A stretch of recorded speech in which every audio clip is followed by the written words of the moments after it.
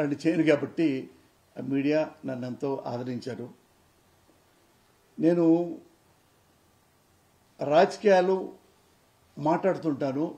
కొంతమంది అనుకుంటారు కోపంగా మాట్లాడతాడు, విమర్శిస్తుంటాడు, తిడతా ఉంటాడు అని కొంతమంది కామెంట్ చేస్తూ ఉంటారు. నేను ఆయా పార్టీల నాయకుల, రాజకీయ నాయకుల నిజాయితీని బట్టి, నీతిని బట్టి, వాళ్ళ నడవడికను బట్టి నేను ఎప్పుడూ కామెంట్ చేస్తాను తప్పితే ఒక మంచి నాయకుడిని నేను ఎప్పుడూ విమర్శించరా.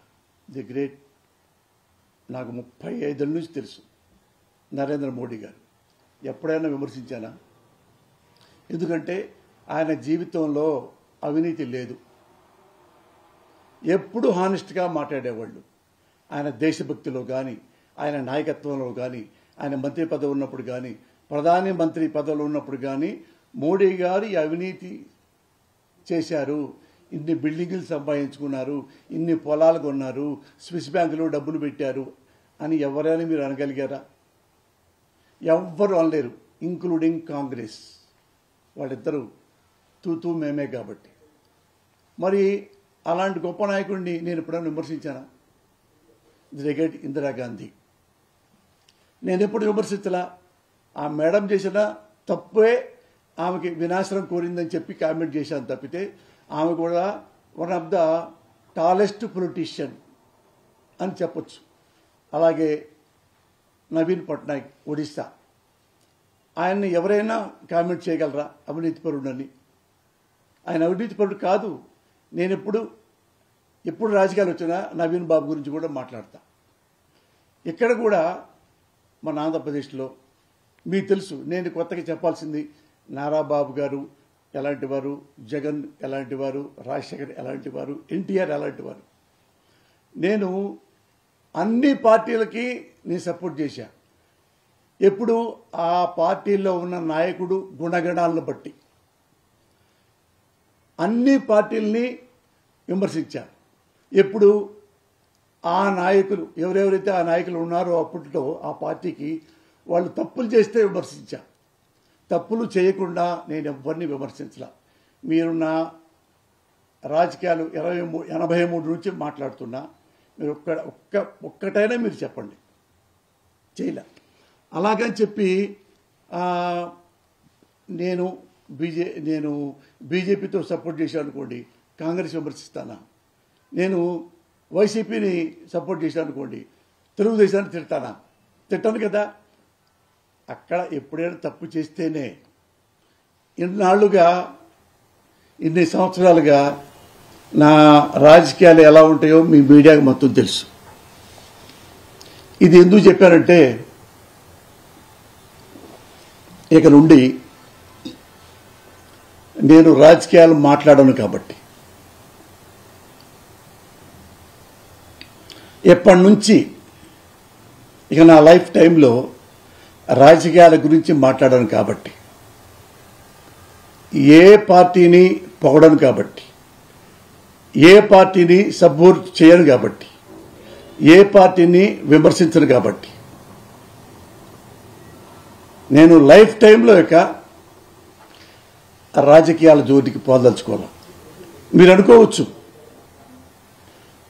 అనుకోవచ్చు ఎందుకు ఎవరు తిడుతున్నారనా, సోషల్ మీడియాలో తిట్టారనా, కేసులు పెడుతున్నారనా? కాదు. ఇప్పుడు నేను మగవాణ్ణి, తిట్టడం ఈజీ లేదు.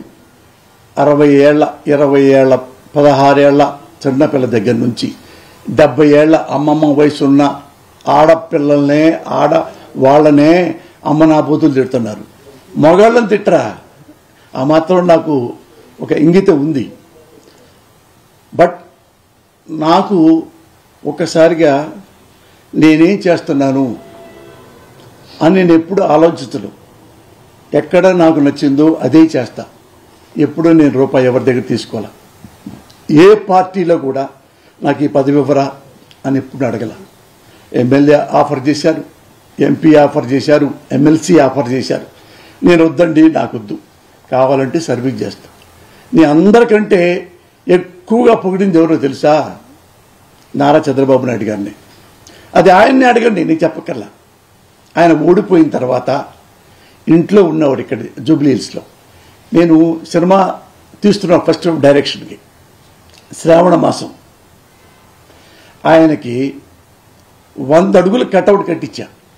కటౌట్ ల్యాక్స్ పెట్టి అన్నపూర్ణ స్టూడియోలో, మీరు చూసుకోండి, నెట్లో ఉంటుంది.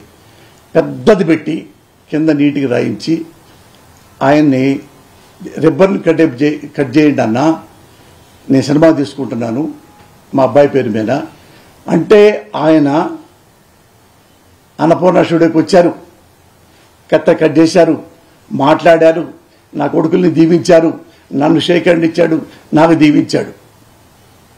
అప్పట్లో మరి అధికారంలో ఉన్న ముఖ్యమంత్రిని తీసుకురాలేదే. అధికారంలో ముఖ్యమంత్రి హైదరాబాద్లో ఉన్నారు,